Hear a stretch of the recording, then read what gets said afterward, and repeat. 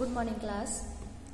Last class तक हमने vocabulary junction जो था आपका प्रोनाउंसिएशन जंक्शन वो भी कंप्लीट कर लिया था। अब हम लोग जो है ग्रामर जंक्शन पे आते हैं।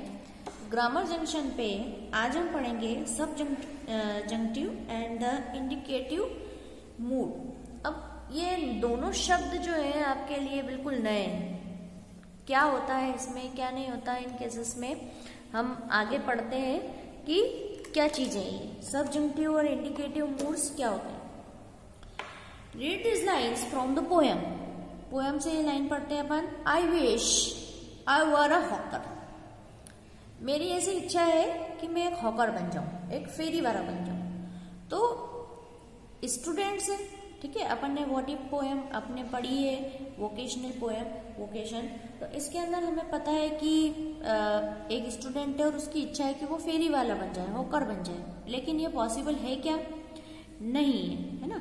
Spending my day in the road crying bangles crystal bangles. मैं पूरा दिन जो है वो रोड पे बिताऊं और जोर जोर से चिल्लाऊं, चूड़ियां, कांच की चूड़ियां, इस प्रकार से। तो यहाँ पे एक स्टूडेंट ने अपनी इच्छा को बताया है, क्या उसकी डिजायर, क्या वो चाहता है, ठीक है। In this lines the child is talking about something that is his desires. इन लाइनों में बच्चा वो चाहता है, वो बताया गया है जो बच्चे की इच्छा है, जो बच्चा चाहता है। He is talking about something that is not yet true और रियल। वो उस बारे में बात कर रहा है जो कि अभी की स्थिति में सही नहीं है या फिर सही नहीं हो सकता, आगे भी जाके सही नहीं हो सकता। अभी रियल सिचुएशन नहीं है।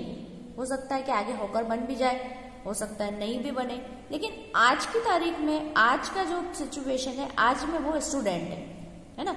बाकी आगे क्या होता है ये तो उसकी बाद में जो सिचुएशन है वो डिसाइड करेगी, लेकिन आज जो है वो सही सिचुएशन नहीं है। या तो हॉकर, आज तो वो स्टूडेंट है, आज हॉकर नहीं है। तो ऐसी सिचुएशन जो कि हम आने वाली जगह पर, आने वाली टाइम में बात करते हैं। जैसे कि मान लीजिए कि आप स्टूडेंट हैं और आपकी इच्छा ऐसी है कि मैं इंजीनियर बनूं, तो आप बोलते हैं कि I wish I will a engineer. लेकिन आज तो नहीं है, आज तो स्टूडेंट है। तो आपकी इच्छा जो है, जो कि आज सही नहीं है, आज ट्रू नहीं है, आज रियल नहीं है, उसको क्या बोलते हैं? Subjunctive mood. तो here the verb is in the subjunctive mood. जो यहाँ पे जो वर्ब है वो सबजंक्टिव मूड में होता है, जब सिचुएशन रियल या ट्रू नहीं होती। समझ में आ गया आपको? The subjunctive mood is used to express a situation that is not real. Subjunctive mood का यूज कब करते हैं? एक्सप्रेस करने के लिए, जबकि सिचुएशन जो होती है वो रियल नहीं होती है या ट्रू नहीं होती है। उसी टाइम पे ये जो है कोई इमेजिनरी पार्ट आप एक्सप्रेस करना चाह रहे हैं, तो वहां पे सबजंक्टिव मूड जो है वो यूज में आए। Here are some situation where the subjunctive mood is used. कुछ सिचुएशन बताई गई है जहां पर सबजंक्टिव मूड का यूज किया गया है। To talk about a desire. Desire मतलब क्या होती है? कोई इच्छा आपकी जाहिर करनी है। तो जब आपको सबजंक्टिव मूड का यूज करना है, जैसे कि I wish I were his student, he teaches maths very well. किसी अपनी इच्छा के बारे में बात करना कि काश मैं उसका स्टूडेंट होता, उन टीचर का स्टूडेंट होता, वो जो मैथ्स है वो बहुत ही बढ़िया पढ़ाते हैं। ऐसी बच्चे की इच्छा है, तो यहाँ पे उसने डिजायर बताई है अपनी। टू एक्सप्रेस अ कमांड और अ डिमांड। अपनी कमांड बताने के लिए या अपनी डिमांड बताने के लिए, दोनों जगह पे सबजंक्टिव मूड का यूज होता है। किस टाइप से? The nurse demanded that the relative of a patient leave immediately. Nurse ने क्या डिमांड करी हॉस्पिटल में कि ये जो रिलेटिव है, पेशेंट के रिलेटिव है, ये अभी के अभी कमरा छोड़ के बाहर निकल जाए, है ना। ऐसी डिमांड रखी उसने कि अभी के अभी बाहर निकलो। तो ऐसा उसने डिमांड करी। Then the priest ordained that the younger prince be crowned king of the realm. तो यहाँ पे जो प्रिस्ट था, पुजारी था, उसने ये ऑर्डेंट ये घोषणा कर दी कि जो यंगर प्रिंस है, जो छोटा वाला जो प्रिंस है, वो उसके ऊपर जो है राजा का जो मुकुट है वो बाद में रखाया जाएगा या ये उत्तराधिकारी बनेगा। तो ऐसी कोई कमांड या डिमांड वाली सिचुएशन होती है, वहां पे सबजंक्टिव मूड जो है वो यूज में आता है। To talk about the hypothetical situation, hypothetical situation में होता है यूज, हाइपोथेटिकल जो कि रियल नहीं होती, जो इमेजिनरी होती, तो वहां पे यूज किया है to talk if I were a bird, काश में पक्षी होता, I would fly to far off places, काश में पक्षी होता तो मैं बहुत सारी जो दूर दूर की जगह है वहां पे मैं घूमता रहता। If I were a prime minister to the country I would make education free for all, अगर मैं प्रधानमंत्री होता, ऐसा हो सकता है क्या? लेकिन एक डिमांड, एक ऐसी काल्पनिक चीजें अगर किसी के मन में आती है तो वहां पे सबजंक्टिव मूड का यूज होता है। अगर मैं प्रधानमंत्री होता तो मैं सभी के लिए एजुकेशन फ्री कर देता। टू मेक सजेशन, अगर आपको कोई राय देनी है, कोई सलाह देनी है किसी को, तो आपको सबजंक्टिव मूड का यूज करना पड़ेगा। I suggest you to take the bus instead of walking all the way, मैं आपको सजेस्ट करता हूं, मैं आपको राय देता हूं कि पैदल चलने से तो अच्छा है कि आप बस ले लो। The doctor recommended that the Vinay should consult a specialist regarding his health problem. Doctor ने क्या रिकमेंड करा है कि विनय को जो है वो एक स्पेशल किसी डॉक्टर से कंसल्ट कर लेना चाहिए अगर उसकी हेल्थ रिगार्डिंग प्रॉब्लम है तो सबजंक्टिव मूड का कहाँ यूज होता है?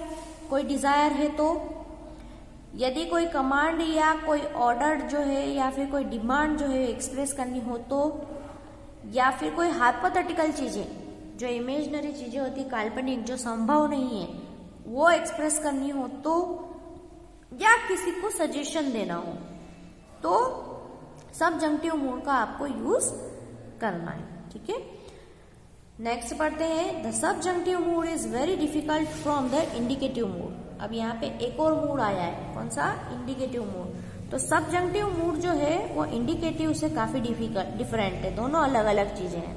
किस टाइप से? The indicative talks about real situation whereas the subjunctive talks about the situation which are not real. Indicative mood में क्या होता है? ऐसी सिचुएशन जो कि रियल है ना, जो कि आज की स्थिति में संभव है, आज की स्थिति में सही है, वहां इंडिकेटिव मूड आता है। लेकिन सबजंक्टिव मूड में क्या होता है? अभी अपन ने पढ़ा, जो सिचुएशंस रियल नहीं होती वहां पे आपको सबजंक्टिव मूड जो है वो यूज करना है। So some time they are exactly opposite in nature. तो कभी कभी क्या होता है कि किसी किसी सिचुएशन में ये दोनों अपोजिट हो जाते हैं एक दूसरे के। जैसे अभी अपन ह्यूमन है ना, तो आई एम अ ह्यूमन, तो ये इंडिकेटिव मूड है ना, क्योंकि ये आज की सिचुएशन है, ये सही है आज की। लेकिन मैं बोलूं I wish I were a bird, मेरी ऐसी इच्छा है कि काश मैं बर्ड होती, तो ये तो संभव नहीं है। तो यहाँ सबजंक्टिव मूड है, तो दोनों अपोजिट नेचर में होते हैं। ठीक है, let us the new look in the how the sentence subjective mood are different to the sentence in indicative mood. यहाँ पे एक चार्ट दे रखा है और कुछ एग्जाम्पल्स है, तो उसमें आपको पता चल जाएगा कि सब्जेक्टिव मूड जो है इंडिकेटिव मूड से किस टाइप से डिफरेंस होता है दोनों के अंदर।